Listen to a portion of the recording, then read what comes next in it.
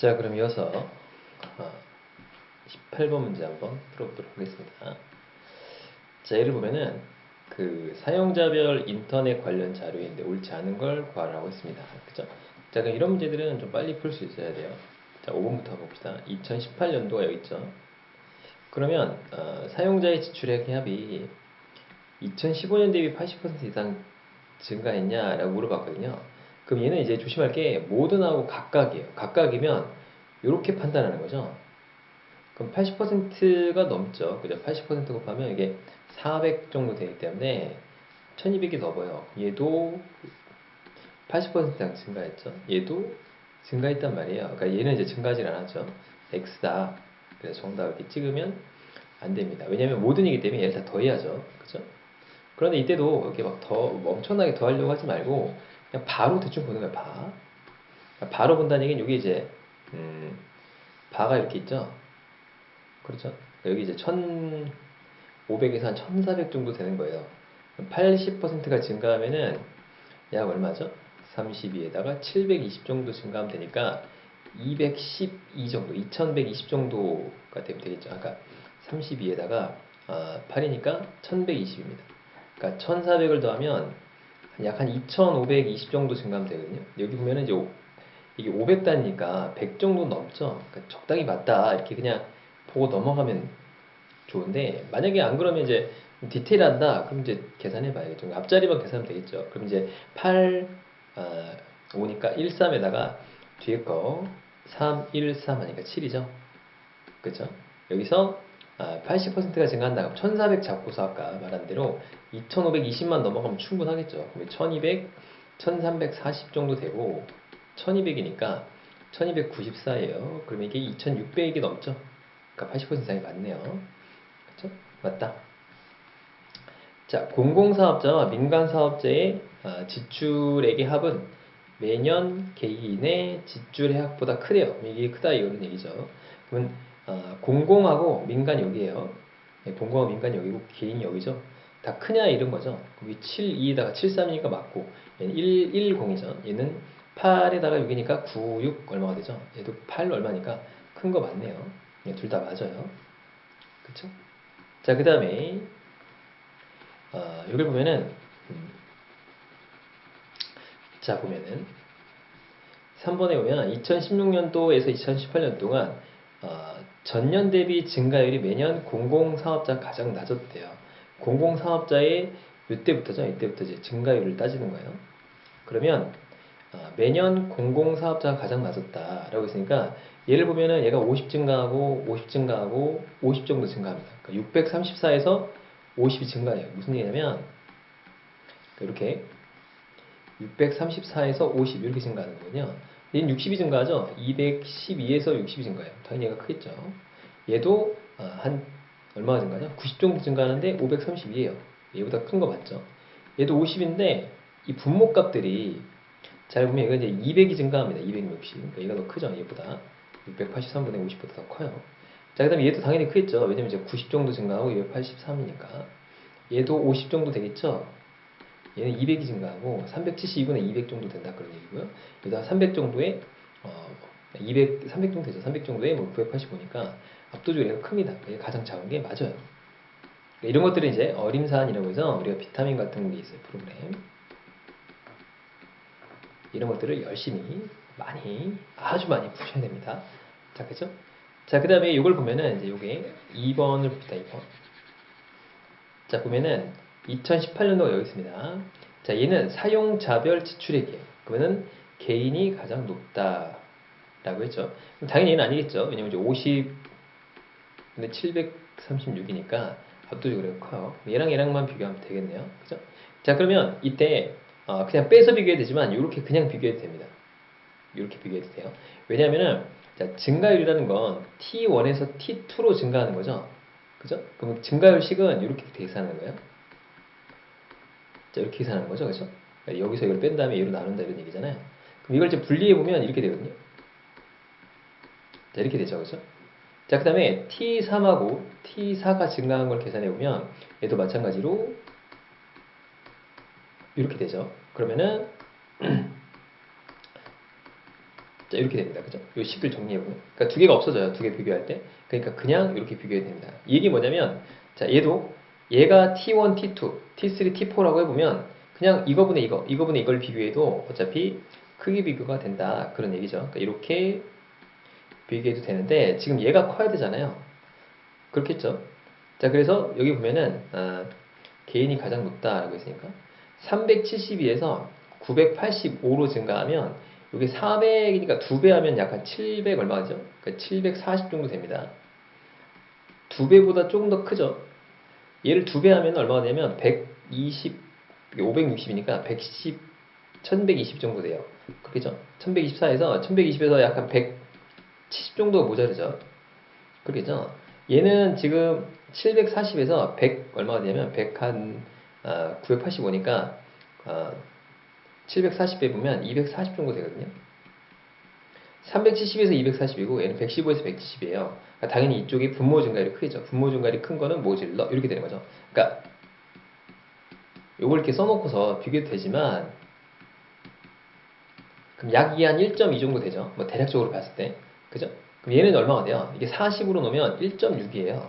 당연히 이게 큽니다. 그죠? 그러니까 당연히 이게 압도적으로 크다 이렇게 생각하니까 틀렸죠? 이게 크다는 게. 그래서 2번이 정답이 되는 문제입니다. 이해갔죠? 자, 그 다음에 이 다음 문제도 너무 좋은데 얘는 사실은 거의 한 문제만 해석할 줄 알면 3초 만에 답을 찾을 수 있습니다. 무슨 얘기냐? 자, 볼게요. 자, 질문이 뭐냐면 이용자 비율은 이렇게 계산한대요. 뱅킹 이용자 비율은 이렇게 계산합니다. 자, 질문이 뭐냐면 인터넷 이용자 중 인터넷 뱅킹 이용자의 비율이에요. 그죠? 그러니까 요게 분모고 요게 분자입니다. 그죠? 자, 그런데 여기 보니까 인구수는 같죠. 그리고 인터넷 뱅킹 이용자가 보이네요. 이게 무슨 얘기냐면 뭐냐면 이런 거죠. 자, 인구수가 있고 인터넷 이용자가 있는 거예요. 그런데 질문은 뭐죠? 인터넷 이용자분의 뱅킹 이용자죠. 그쵸? 그러니까 이걸 이제 치환해볼게, A, B로. 그러니까 얘가 A고 얘가 B라고 쳐오면 지금 A분의 B를 물어보고 있는 거예요. 그죠? 근데 이게 인구수가 있고 인터넷 이용자는 여기 A죠, A. 그죠? 여기 이 수치에서는 B 인구수분의 뭐가 되는 거예요? 뱅킹 이용자, B죠, B. 그죠? 우리가 알고 싶은 A분의 B거든요.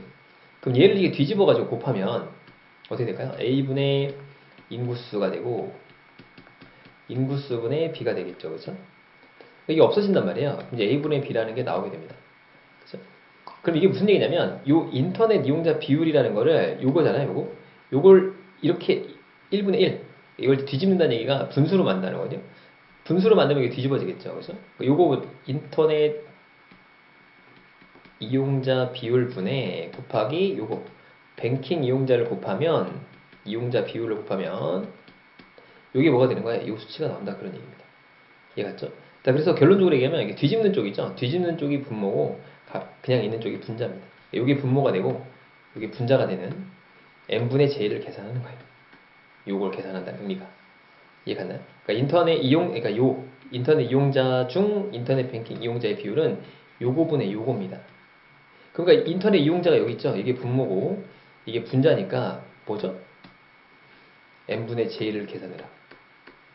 즉 기울기를 계산해라 이겁니다. 기울기가 가장 큰 거부터 계산해라니까 A, B, C, D, E예요. 그냥 끝나면 이렇게. 이해갔나요? 그러니까 여기서는 문제가 이거거든요. 그러니까 여기를 중심으로 보는 거예요.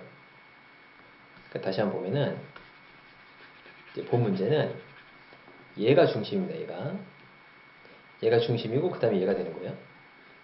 그러니까 얘가 이제 여기 나오는 거고 여기 나오니까 이 두 개를 곱할 수가 없거든요. 왜냐면 이제 이 수치가 이게 곱하면 그냥 이렇게 그대로 나와버릴 거 아니에요. 그러니까 이거 뒤집는 거죠. 뒤집는 거. 뒤집어야 얘가 분모가 되고 얘가 분자가 되니까 뒤집는 쪽이 분모, 얘가 분자다. 그래서 얘분의 얘를 계산하면 곧 뭐가 되는 거예요? 요게 된다 그런 얘기예요. 그러니까 요거분의 요거니까 이렇게 기울기가 높은 것부터 찾기 때문에 요걸 찾는 건 시간이 좀 걸릴 수 있겠죠.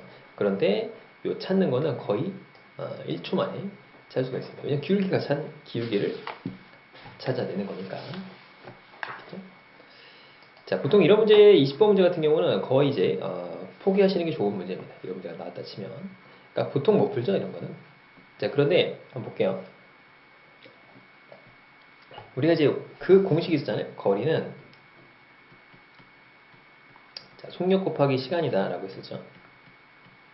그쵸? 자, 그러면 이제 속력하고 시간은 조심해야 될 게, 속력이 60km/h다. 그럼 시간도 1시간 이런 식으로 계산해야 되죠. 그렇겠죠? 그런데 얘가 만약 분이면 어떻게 되죠? 분. 만약 10분 동안 달린 거리를 어떻게 되냐? 얘를 시간으로 바꿔야 돼요. 그죠? 그렇겠죠? 자, 원리가 뭐냐면 시간을 분으로 바꾸는 거는 곱하기 60을 하면 되죠. 그죠? 1시간은 60분이니까.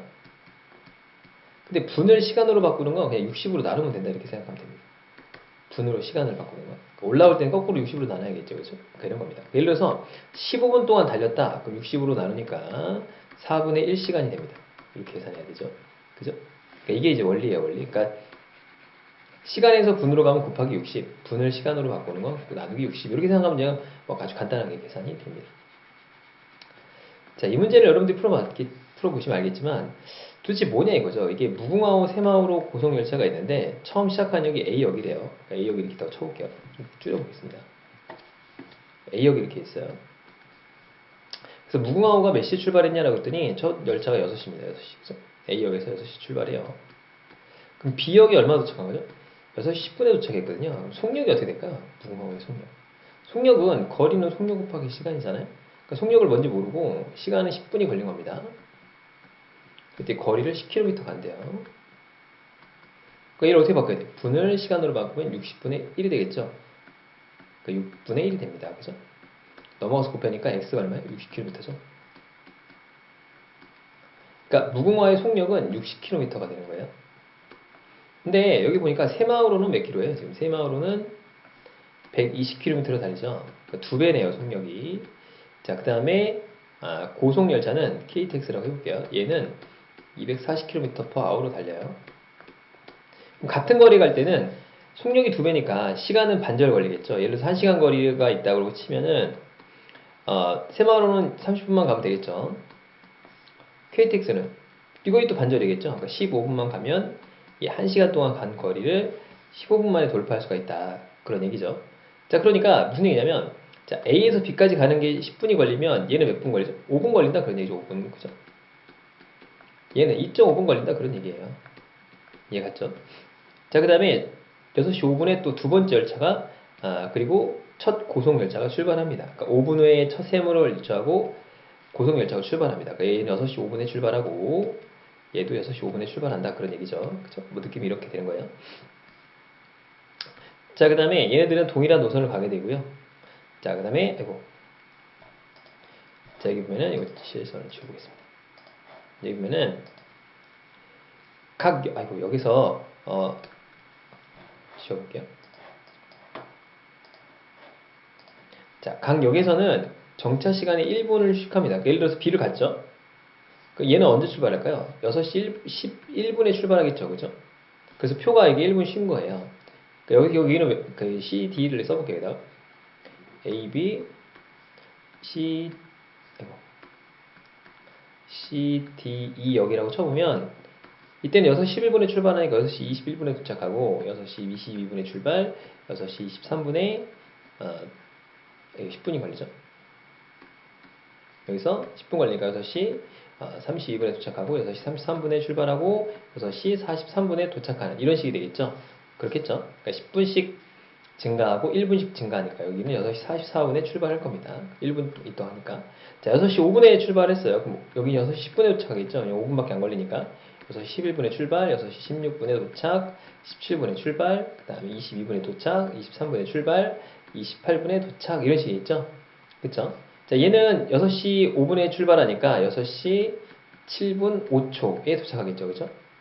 그죠? 6시 8분 5초에 출발하게 되고, 그렇겠죠? 그 다음에 6시 11분 도착, 6시 12분 출발, 6시 14분 5초 도착, 6시 15분 출발, 그 다음에 15분 5초 출발, 6시 약 18분에 도착하겠네요. 그죠? 이런 느낌이죠? 그죠? 그러니까 표를 계산해보면. 자, 그럼 볼까요? 첫 무궁화와 C역에 도착하기 전, C역에 도착하기 전은 여기네요.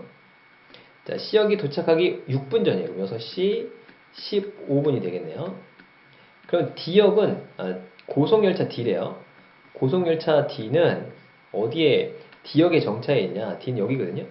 그럼 14분 5초하고 15분 30초니까 이 사이에 있는 게 맞죠? 그죠? 얘가 여기 달리고 있을 때 6분짜리 여기 있는 게 맞는 거죠? 맞다. 라는 겁니다. 자, 첫 새마을호 D역 출발 시간과 첫 새마을호가 여기 있어요. 그럼 D역의 출발 시간은 23분입니다. 그죠? 6시 10분에 A역을 출발한 무궁화호의 C역 도착 시간이 같네요.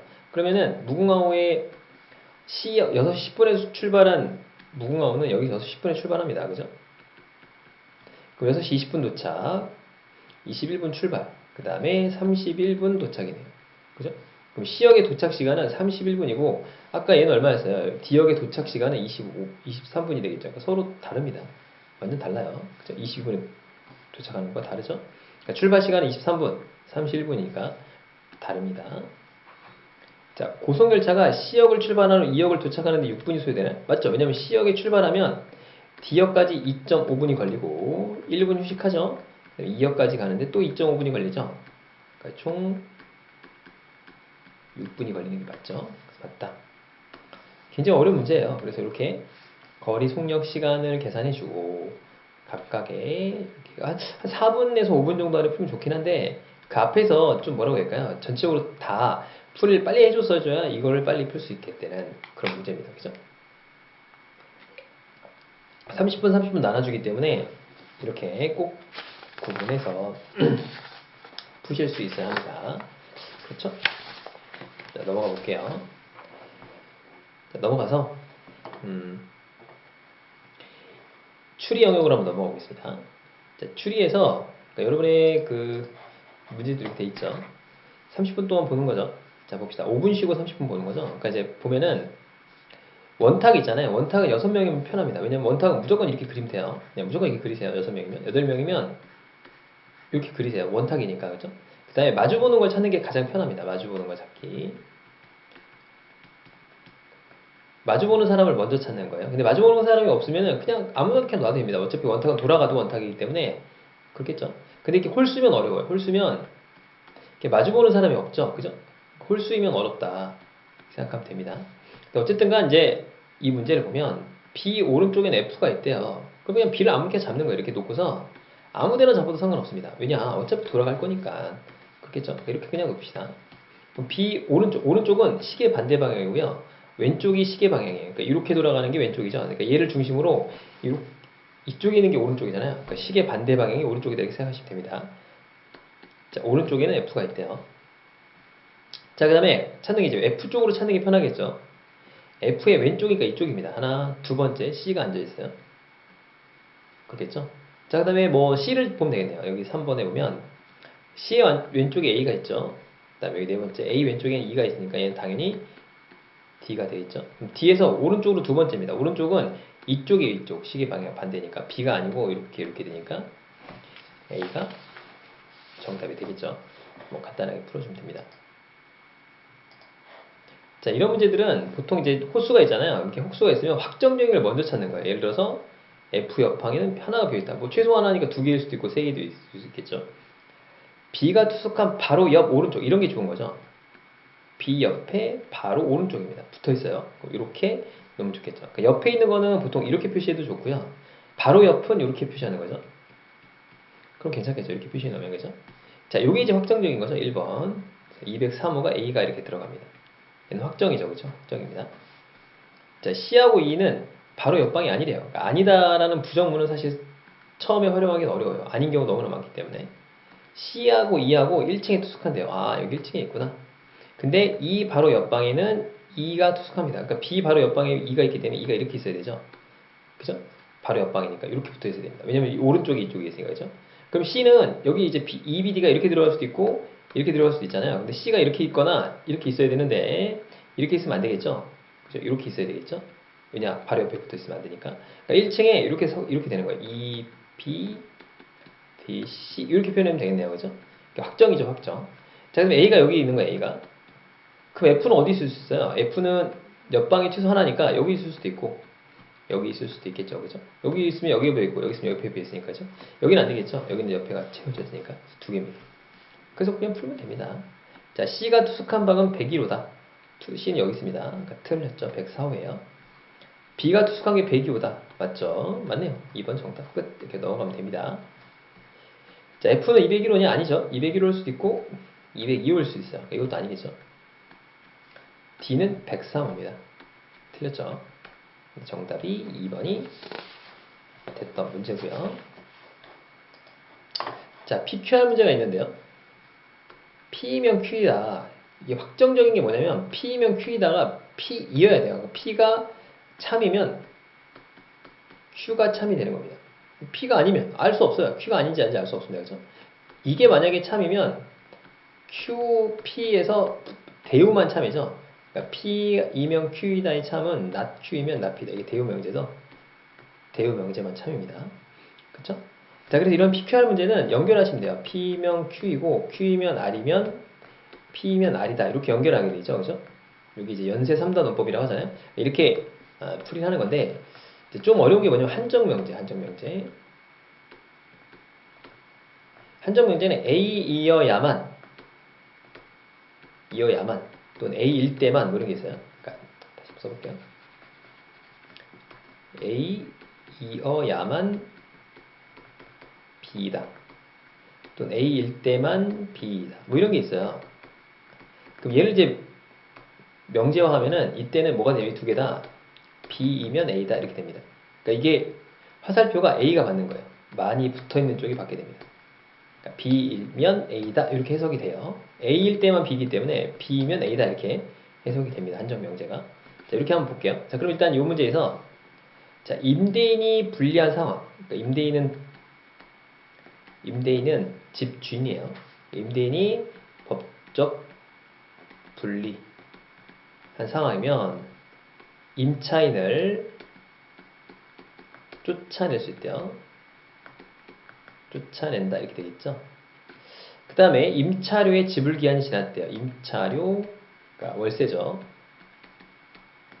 기한이 지났대요. 그럼 이거는 이제 아직 확정적인 게 아니거든요. 그러니까 이건 확정이죠. 지불 기한이 지났다는 확정이니까 얘가 참인 거예요. 그러면 결론적으로 뭐가 되냐? 결론적으로 이거죠. 임차인을 쫓아낸 거죠. 그렇죠? 그러니까 이게 되려면 얘하고 얘만 연결하면 되겠네요. 그러니까 임차료 지불 기한이 지나면 임대인이 법적으로 불리해지면 쫓아낼 수 있겠죠. 그러니까 요 단어만 있으면 됩니다. 임차인이 임차료가 지불 기한이 지나면 임대인이 법적으로 불리해진다. 그죠? 자, 그러니까 여기거든요. 잘 보면 임차인을 쫓아낼 수 없다면 지불 기한이 지난 것이다. 그럼 이 쫓아낼 수 없다면이 뭘까요? 이걸 이제 대우를 친 거거든요. 없다면 지불 기한이 지났다. 연결이 안 되죠? 안 됩니다. 자, 지불 기한이 지났다면 임대인은 법적으로 불리한 상황에 놓인 것이 아니다. 아니다라는 건 얘가 아니기 때문에 연결이 안 돼요. 그래서 안 됩니다. 자, 임차료의 지불 기한이 지나지 않으면, 그러니까 이거죠. 지나지 않으면 법적으로 불리한 상황에 놓이지 않는다. 이거는 놓이면 기불 기한이 지난 거거든요. 지나면 연결되지 않아요. 그래서 이것도 안 됩니다.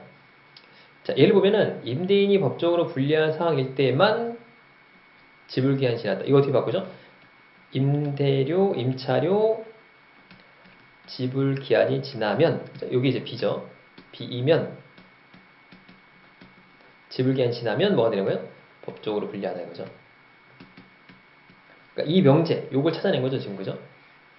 그러니까 정답이 4번입니다. 그러니까 왜 그러냐면, 요 한정 명제이기 때문에 요게 B고 A가 된 거예요. 그러니까 이게 이제 꼴을 바꿔보면 이런 거거든요. A면 B고, 지금 C래요. 그럼 B를 찾아야 되거든요.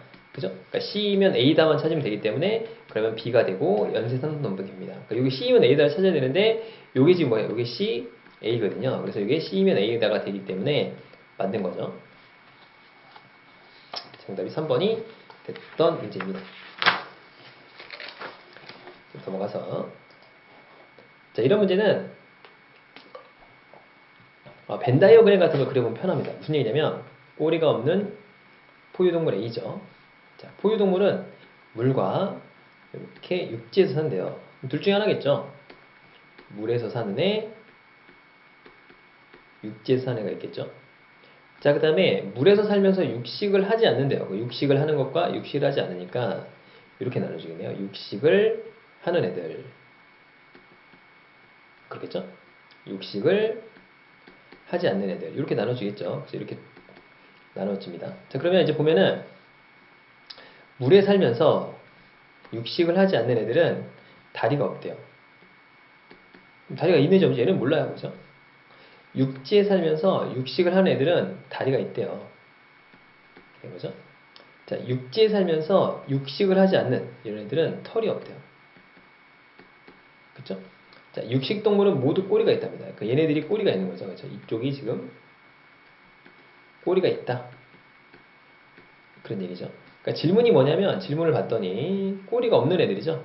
여기 봤더니 꼬리가 없는 애들이에요. 그 이쪽입니다. 이쪽을 묻는 거죠, 지금. 그죠? 이쪽에 꼬리가 있는 거니까. 그래서 반드시 참인 걸 골라라. 자, A는 털이 있냐? 털이 있을 수도 있고 없을 수도 있죠. 여기는 없지만 여기 있을 수도 있고 없을 수도 있으니까 세모예요, 세모. 세모는 반드시 참이 아닙니다. 자, 다리가 없다. 다리가 없다는데 여기 다리가 없지만 다리가 있을 수도 있죠. 틀렸죠. 몰라요, 알 수 없어요, 여기도. 자, 만약 A가 물에 산다면 다리가 없죠. 그죠? 얘는 틀렸습니다. 예. 땡. 자, 만약에 A가 털이 있다면 털이 없는 쪽이니까 이쪽이죠. 다리가 없다. 맞죠? 그러니까 이게 맞는 거예요, 이게. 이건 항상 참이죠. 털이 없는 쪽은 이쪽이니까 다리가 없습니다. 자, 육지에 산다면 다리가 있냐? 다리 없죠. 다리가 있는지 없는지 모르죠. 육지에 산다고 해서 알 수 없어요. 그러니까 세모입니다. 세모. 그러니까 얘도 세모, X 세모. 그러니까 얘가 참이죠. 그러니까 이런 경우는 보통 우리가 생각할 때 좀 이 벤다이어그램 같은 걸 표시해가지고 구해주는 게 좀 더 빠르다. 라는 겁니다. 자, 이렇게 보면은 이게 이제 참이라고 하잖아요. 그러니까 순서 찾기는 항상 순서를 어떻게 정할 거냐 중요해요. 그러니까 무거운 순서로 정할 거냐, 뭐 가벼운 순서로 정할 거냐, 젊은 애냐, 뭐 영이냐, 아니면 올드냐, 뭐 이런 식으로 일단 기준을 정해야 돼요, 여러분들이. 그러니까 일단 여기서는 젊은 사람, 영을 갖다 이쪽으로 놓고, 그러니까 위아래 층은 항상 1층, 2층, 3층, 4층입니다. 이렇게 되지 않죠? 그죠? 1층, 2층, 3층, 4층이라는 건물은 없잖아요. 밑에가 1층입니다, 항상. 자, 0하고 그 다음에 올드가 이렇게 더 쳐볼게요. 일단 이렇게 놓는 거예요. 자, 나이 같은 사람은 없고요. 자, C의 나이가 D의 나이보다 적대요. 그럼 이쪽이 크다는 거거든요. 그러니까 아까 보다 적다니까. 그죠? 그러니까 C가 나이가 적으니까 이쪽 C하고 D 이런 식으로 좀 더 계산해 주겠죠. 그죠? 또는 뭐 올드. 그러니까 여기 이제 나이가 많다 적다니까 이렇게 봐도 되고요. 그죠? 자, 그런데 여기 보니까 나이가 가장 많고니까 그냥 올드하고 0으로 합시다.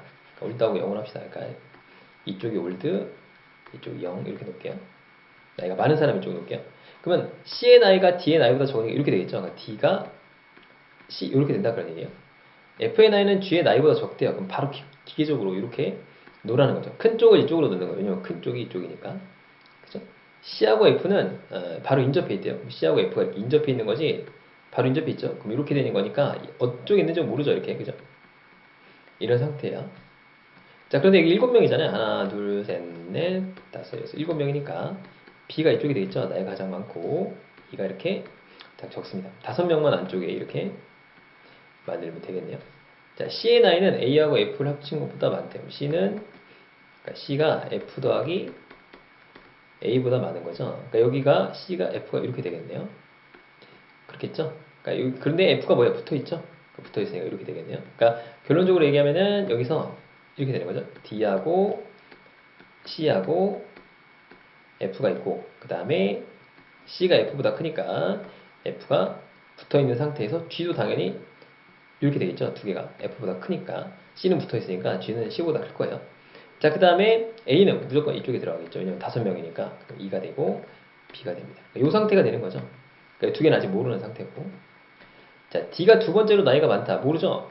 G가 있을 수도 있으니까. G가 A보다 나이가 적다. 틀렸죠? A가 더 많아요. 그러니까 G가 더 많아요. 그러니까 이렇게 되거든요. 틀렸죠? C가 G보다 나이가 많다. 그러니까 이쪽이거든요. 틀렸죠? 그것도 많다니까 많다는 부동어가 없는 쪽이에요. 얘 틀렸죠?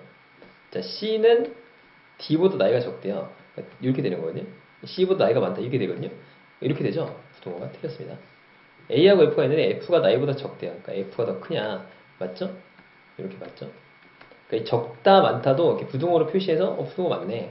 이렇게 표시하면 됩니다. 그러면 이제 오류가 조금 줄어들어요.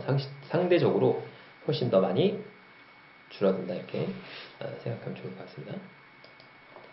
자, 이런 문제는 우리가 이제 뭐 이렇게 순서 추리 중에서 정말 가장 쉬운 문제인데, 순서 추리 계열 중에서 이렇게 순서가 선지로 나와 있는 거잖아요. 순서가 이렇게 선지에 나와 있는 거 그냥 대입법으로 풀면 됩니다. 무조건이에요, 이거는. 절대 반지입니다. 무조건 푸시면 됩니다. 자, 예를 들어서 파란 공은 가장 무겁지 않대요. 그러니까 파란 공이 이쪽이 무거운 순서거든요. 그러니까 이쪽이 무겁고 이쪽이 가벼운 거예요. 그렇죠?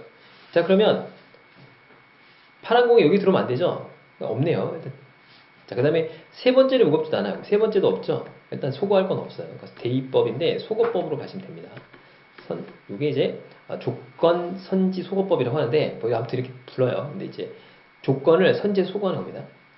자, 빨강색이 가장 무겁지도 않고 그 빨강색이 아무것도 없죠.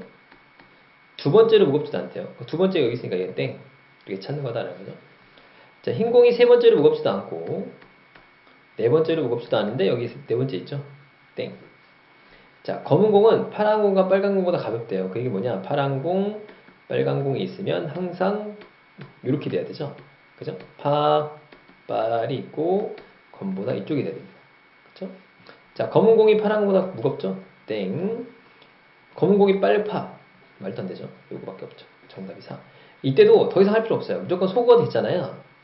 하나가 남죠? 그럼 여러분을 믿으세요. 여러분의 믿음이 중요합니다. 여러분을 믿으시고 그냥 맞다 라고 판단하고 그냥 넘어가면 됩니다. 이게 바로 선지 소거법이 가장 유리한 방법이에요. 자, 7번 한번 볼까요? 자, 7번을 보면 세 사람이 어떤 표결에 참여해서 찬성하거나 반대하거나 기권합니다. 그렇죠?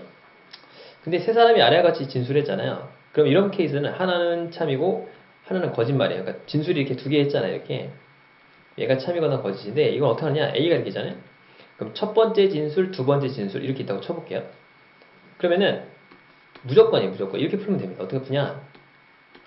얘가 참, 얘가 거짓말이잖아요. 그죠? 한쪽을 그냥 참, 거짓 놓고 푸는 거예요. 예를 들어서 이쪽도 이런 케이스밖에 없잖아요. A가 참, 거짓, 거짓 참 이런 경우밖에 없잖아요. 이렇게 놓고 풀어서 그냥 정답이 한쪽밖에 안 나오거나 정답이 두 개가 같게 됩니다. 그렇게 돼야 정답이 나오거든요. 자, 예를 들어볼게요.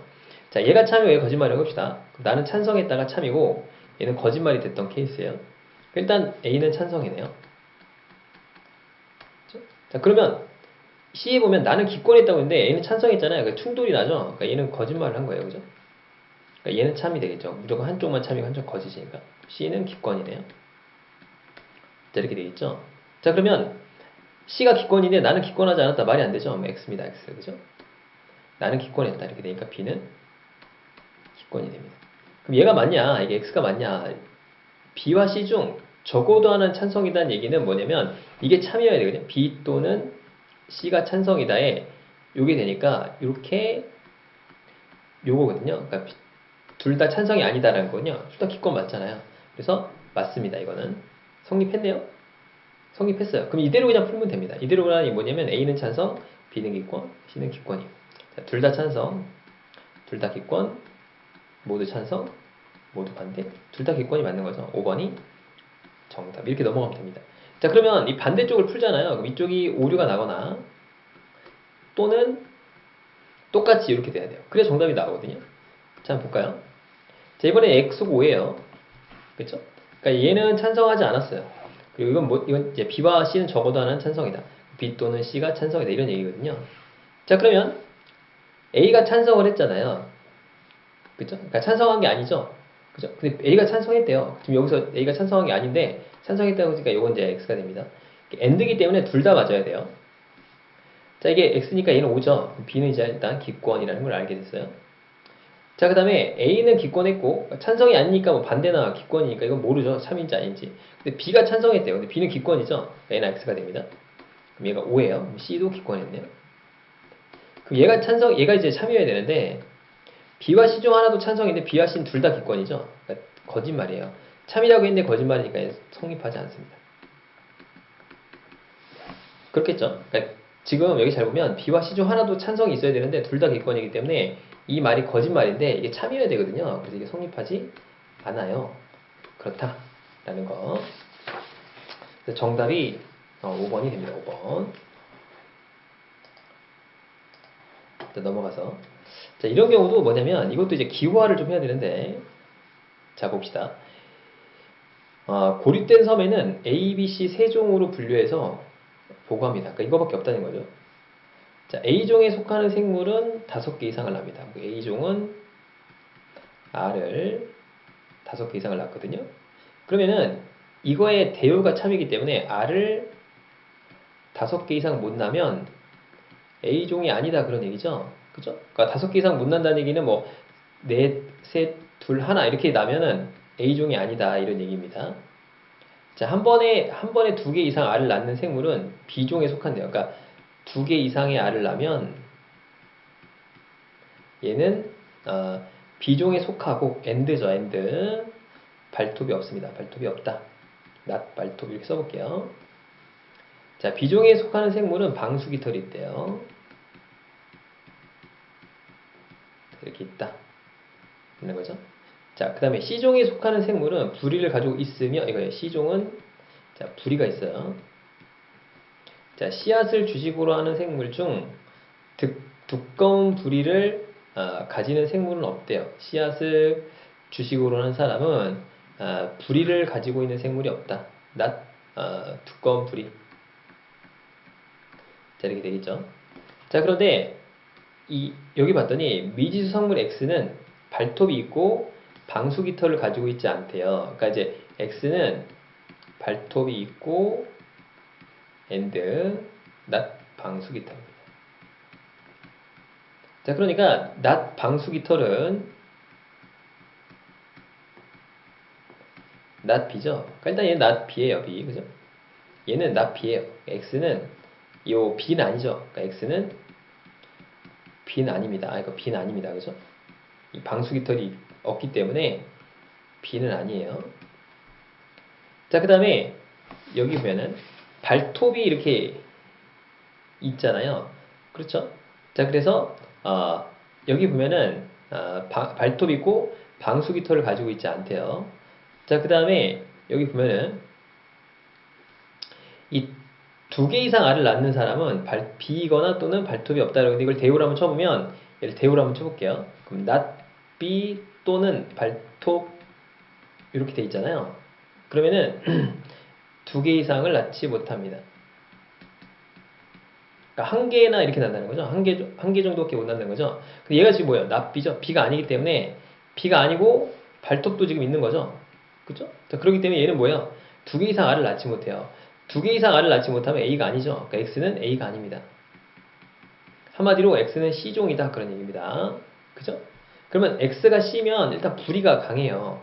그죠? 자, 그 다음에 부리가 있으면 씨앗이 주식이 아니죠. 여기 보면 X는 한 번에 2개보다 적게 알을 낳겠죠. 그죠? 그렇겠죠? 자, 그 다음에 씨앗을 주식으로 하지 않습니다. 그렇겠죠? 정답 2번이네요. 자, 2개 이상 5개 미만 아니죠. 왜냐면 얘는 납비기 때문에 2개 이상을 낳지 않아요. 그래서 대우가 되니까 이렇게 되겠죠. 2개 이상을 낳지 않는다 이런 얘기니까. 그래서 2개에서 5개 미만 틀렸죠. 틀렸고 5개 이상 틀렸습니다. 그래서 여기 보면은 부리를 갖고 있으면 이게 이제 부리면 씨앗 이렇게 되는 거죠. 낫씨앗. 그러니까 이게 씨면 부리고 부리면 낫씨앗이거든요. 그러니까 씨면 낫씨앗이 되겠죠. 그러니까 씨앗을 주식으로 하지 않게 됩니다. 그러니까 여기 보면은 8번에서 조심할 게 이렇게 구분해서 풀이를 해주는 것이 중요합니다. 그렇죠? 자, 이건 기호화라고 해서 기호화를 좀 알고 있으셔야 되는 문제입니다. 자, 그 다음에 근무라는 건데 뭐 이렇게 항상 순서 추리는 이 날짜가 됐건 뭐 순서를 정할 때 순서가 어디가 위치가 되는 기준을 정해야 한다 그랬죠. 그럼 월, 화, 수, 목, 금, 토, 일이 가장 편하니까 금, 토, 일 이렇게 되는데 일요일은 일을 하지 않죠. 여기 써보겠습니다. 자, 이게 가장 좋겠죠. 월요일은 A가 근무를 합니다. 자, 당직을 쓰는 거죠. 그래서 6명이 당직 근무를 신청하는데 월요일부터 1명씩 당직을 한다라는 거죠. 자, A가 근무를 합니다. 자, 그 다음에 B는 A 바로 다음날 근무를 하고 토요일엔 근무하지 않아요. B가 이렇게 되겠죠. 그렇겠죠. 자, 그 다음에 여기 보면 F는 D보다 먼저, 그러니까 F가 D보다 먼저 하고 E보다 늦게 합니다. 그러니까 이거 아직 순서는 모르죠. 그렇죠? 자, 그 다음에 C는 D보다 늦게 근무를 합니다. 그러니까 C는 D가 되니까 이렇게 되겠네요. 그럼 이렇게밖에 안 되겠죠. 그러니까 무조건 이렇게 됩니다. 간단하죠? 가장 먼저 근무하는 거 A 맞죠? 가장 마지막에 근무하는 거 C 맞고. 자, 이 다음날 근무하는 사람 F 맞고. D하고 F는 연달아 근무하죠? 그죠? 틀렸네요. 화요일에 근무하는 사람 B다 맞죠? 정답이 4번이 되는 아주 간단한 문제였습니다. 자, 넘어가서 자, 10번 문제 한번 보도록 하겠습니다. 10번 문제. 자, 10번 문제 같은 케이스는 정말 복잡해요. 그래서 웬만하면은 이런 문제는 스킵을 하는 게 굉장히 좋은 방법 중에 하나예요. 풀어보시면 아시겠지만. 자, 볼까요? 이렇게 테이블이 있으면 테이블이 사실 되게 어렵거든요. 테이블이 되게 어려운데 한번 볼게요. 자, 초록 모자를 쓰고 있는 사람과 A 입장에서 왼편에 있는 사람이에요. 그러면 항상 기준이 되는 걸 정해야 된다 그러죠. 어디가 되든 기준이 정하면 되고 그 다음에 긍정문을 먼저 봅니다. 긍정문. 이렇게 네 명이 정사각 테이블에 앉아 있어요. 그러니까 원형이랑 거 똑같죠. 원형에 네 자리 있는 거와 사실 같은 거예요. 왜냐면 테이블로 돌아가면 똑같기 때문에 그렇겠죠. 자, 그래서 모자가 이렇게 있는데 정답을 봤더니 확정이죠. 확정. 초록을 모자를 쓰고 있는 사람과 왼편에 있는 사람이 확정입니다. 확정이 아닌 게 뭐냐면 만약 뭐뭐면 뭐뭐다. 또는 뭐 이거 참일 가능성 있는 것도 이런 건데 이건 확정이기 때문에 그냥 정답이 딱 떨어지면 그냥 바로 넘어가면 됩니다. 자, 모자가 4개예요. 그리고 A, B가 여자고 C, D는 남자입니다. 자, 그럼 이렇게 한번 볼게요. 이렇게 한번 딱 그려보고 A가 있다고 쳐봅시다. A편 왼편에 앉은 사람은 파란 모자 썼어요. 이게 파란 모자. 이렇게 좀 파랑이라고 써볼게요. 자, B의 왼쪽에 앉은 사람은 초록 모자를 쓰고 있지 않대요. 그러니까 이건 이제 좋은 선지는 아니다라는 거죠. 왜냐하면 부정문이기 때문에. C 맞은편에 앉은 사람은 빨간 모자를 쓰고 있대요. C의 맞은편 뭐 이런 거겠죠. D의 맞은편에 앉은 사람은 쓰고 있지 않대요. 자, 그런데 노란, 초록은 한 명 남자, 한 명 여자예요. 뭐 C가 여기 있을 수도 있고 여기 있으니까 C를 여기서부터 봅시다. 왜냐면 확정을 짓기 편하게. C가 여기 있는데 C 맞은편에 앉은 사람 빨간 모자 썼으니까 그러니까 빨간 모자가 되겠죠. 그러니까 여기서부터 지우면서 할게요. 왜냐면은 경우의 수가 많이 나오기 때문에 확정이 아닌 거는 빨간색으로 그리고 있습니다. 여기가 C가 되고 이제 빨강이 되겠죠. 여기가 그죠? C 앉은 사람 빨간 모자니까. 그럼 B가 여기 있고 D가 여기 있을 거 아닙니까? 그렇겠죠? 자, 그러면 D 왼편에 앉은 사람은 초록 모자 아니죠? D 맞은편에 앉은 사람은 노란 모자 쓰고 있지 않대요. 그러니까 이게 뭐가 돼요? 파랑하고 빨강이니까 노랑이 여기가 되겠고 초록이 여기가 됩니다. 자, 그러면 잘 보면 노란 모자하고 초록 모자를 쓴 건 한 명 남자 한 명 여자 맞죠? 그쵸? 자, 그러니까 초록 모자를 쓰고 있는 사람이 누구예요? 초록 모자를 쓰고 있는 사람은 B죠. A의 왼편에 D죠. 맞죠? 4번 찍고 넘어가라는 거예요. 무슨 얘기냐면 만약에 이렇게 됐다 쳐볼게요.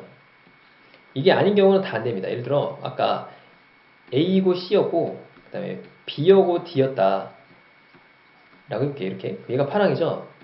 얘가 빨강입니다.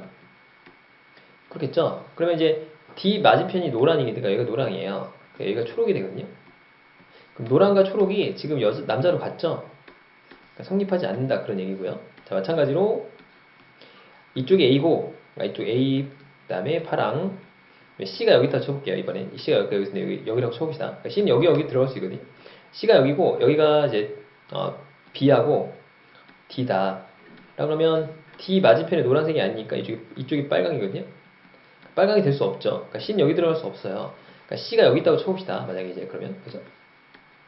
C가 여기 있으니까 C가 여기 있다고 치면 빨강이 여기죠.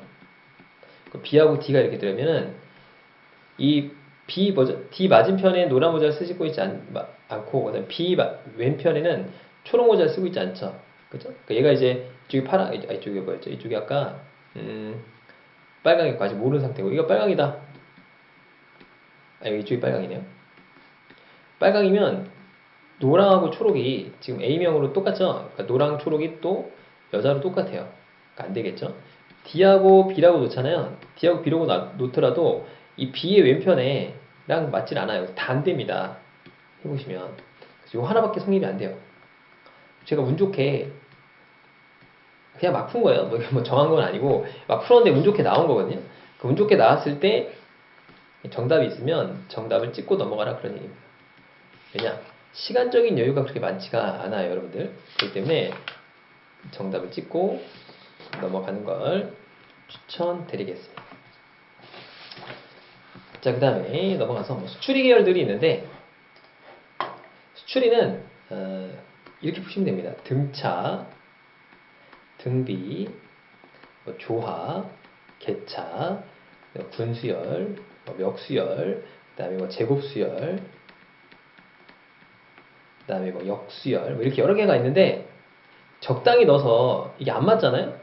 그냥 패스하고 넘어가는 게 가장 좋습니다. 등차는 뭐 더하는 숫자가 같은 거죠. 100씩 더해가는 이런 거잖아요. 등비는 곱하기 뭐 2분의 1, 3분의 1 이런 거잖아요. 조화는 역수를 취했을 때 그 값들이 일정한 수치가 있는 거예요. 뭐 예를 들어서 12분의 1, 6분의 1, 3분의 1, 12분의 1, 6분의 1, 뭐 3분의 1 이런 식으로 해갖고 뭐 계산하는 게 있습니다. 개차는 이런 거죠. 그 1, 3, 5, 7, 9 여기서 이 차이들 있죠. 차이들이 일정하게 가는 것들. 뭐 1, 뭐 여기서 이렇게 한번 해볼까요? 1, 2, 3, 4, 5라고 해볼까요? 그럼 여기서 1, 2, 4, 그 다음에 7, 11 이렇게 있으면 요 개차 1, 2, 3, 4가 되겠죠. 그럼 다음에 5가 되겠죠. 16이다. 뭐 이렇게 찾는 게 개차고, 그다음에 피보나치 같은 거 있죠. 피보나치 수열은 뭐예요? 1, 2, 3, 5, 8, 13. 이 두 개는 요 앞에 숫자는 요 두 개를 더한 거예요. 1하고 1 더하면 3, 2하고 3 더하면 5, 8. 뭐 이런 거죠. 이게 이제 피보나치 수열이라고 합니다. 피보나치 수열. 이렇게 얘기를 합니다. 어쨌든 간 이런 수열들이 많이 있어요. 군수열은 군을 묶는 거예요. 이렇게 뭐 1, 2, 3, 4, 5, 6 이런 식으로 묶어가지고 군을 이루는 거고, 멱수열도 그렇고 아무튼 뭐 종류는 되게 많습니다. 그래서 등차, 등비, 개차, 그 다음에 피보나치 이 정도를 계산하고 모르면 그냥 스킵하라는 거예요. 왜냐? 그 문제적 남자 같은 거 혹시 보신 적 있나요? 문제적 남자? 자, 그런데 보면은 진짜 못 풀죠? 한 2시간도 못 푸는 것도 있어요. 그러니까 잡고 있는 게 아니라 적당히 아니다 싶으면 넘어가면 되죠. 일단 봤더니 일정하게 더해지죠? 120씩 더해지는 걸 알 수 있네요. 그쵸? 102, 100이니까 613 이렇게 간단하게 계산하면 되겠죠? 자, 그 다음에 얘는 잘 보면 그러니까 차이를 먼저 계산해 보는 거예요. 이렇게 묶어지지가 않기 때문에. 여기 차이는 얼마죠? 160이죠. 160. 이쪽으로 더하면 160이니까 이쪽으로 80 더하면 되겠죠. 그 느낌이, 그죠? 이쪽으로 40 더하면 되겠고 이쪽으로 20 더하면 되겠고, 느낌이 뭐죠? 요게 160, 80, 40, 20이 요게 2씩 나눠지면서 줄어드는 거죠. 그러니까 10이 줄겠죠. 400 상식이 되겠죠. 430, 그죠? 간단하게 풀 수 있습니다. 얘도 한번 볼까요? 일정한 배율인데 얘를 보면 이게 3차이잖아요. 얘는 6차이에요. 근데 마이너스 2예요. 그죠? 플러스 4고, 아니 플러스 2네요. 도대체 이게 뭐냐 이거죠. 뭐냐. 좀 이해가 안 가죠. 그죠? 이것도 개차를 또 보면 이게 3, 6, 2니까 안 되고, 요 차이가 또 뭐 3, 이것도 안 되죠. 마이너스 n 플러스 2니까 되게 안 돼요. 잘 보니까 얘 차이가 얼마죠? 아까 3, 6, 2, 4 이거 아닙니까? 이게 뭐죠? 끝자리죠? 이 차가 끝자리를 더해가는 거예요. 여기도 8을 더해주면 되겠죠? 116이다. 이렇게 찾으면 됩니다. 뭐 그렇죠. 자, 그 다음에 14번을 보게 되면 이게 뭐냐? 이건 암기 안 하면 못 풉니다. 도대체 뭐야 이게? 이게 뭐냐면 이게 두 개 있어요. 뭐가 있냐면 이런 거죠. 그러니까 16을 이렇게 양쪽으로 88 이렇게 줄이는 거예요. 여기 88을 보는 순간 이렇게 나와야 됩니다. 얘를 뭐 어떻게 되죠? 얘를 갖다 이렇게 쪼개 보는 겁니다. 이렇게. 그럼 얘가 4, 8, 4. 그러니까 이게 반씩 나눠서 이렇게 모이는 겁니다. 더하면 16이죠. 자, 얘는 어떻게 쪼개지죠? 이렇게 쪼개서 2가 되겠죠. 2하고 4니까 6. 2하고 4니까 6. 이렇게 되겠죠. 그래서 6이 나온 겁니다. 자, 마지막으로 이렇게 쪼개보면 되겠죠. 1이 되겠고, 1하고 2니까, 1하고 3이니까 4. 3하고 3이니까 6. 3하고 1이니까 4. 이렇게 된 거죠. 이 숫자가 나온 거예요. 앞에는 16이 됩니다. 아주 까다로운 문제죠. 그래서 가끔 이것도 나와요. 1, 1, 1, 1, 2, 1, 1, 3, 3, 1, 1, 4, 6, 4, 1. 그 다음에 1, 5, 10, 15, 1 이런 것도 있어요. 그래서 숫자가 이렇게 거꾸로 갈 수도 있고 이렇게 갈 수도 있으니까 좀 기억을 해놓으면 그나마 좀 풀이할 수가 있겠다 이런 거죠. 30이면 더 복잡해요. 30이면 뭐 16, 16이니까 쭉 더 복잡해지고 그러니까 이런 수열 이렇게 파스칼의 삼각형이거든요. 파스칼의 삼각형이라는 문제가 있는 거예요. 이해가셨죠? 자, 아무튼 그렇다. 자, 15번 문제는 뭐 이쪽으로 가든 상관없는데 생각을 해보는 거죠. 이쪽으로 가면 2 더하기 3, 4, 1씩 증가하나? 이렇게 생각할 수도 있겠고 근데 여기는 뭐예요? 계산해보니까 5, 그 다음에 7이 증가하네요. 얘는 1, 1이고 1, 5, 7 뭔가 안 나오죠? 그쵸? 뭔가 안 나오고 자, 그 다음에 이번에 세로로 한번 봅시다. 세로. 더하기 안 되니까 2, 4, 8, 16, 3, 9, 27 뭔가 보이죠? 2배씩 증가하는 거고 3배씩 증가하는 거고 4배씩 증가하는 거죠. 그죠? 그러니까 이거는 4의 1승, 4의 2승 뭐 이렇게 뭐 이런 식이겠네요. 3의 1승, 3의 2승 그죠? 4의 4승 이렇게 되니까 16 곱하기 16, 256이 되겠다 라는 거죠. 자, 이번 시간 여기까지 하고요. 다음 시간에 16번부터 끝번까지 한번 풀어보도록 하죠. 수고하셨습니다.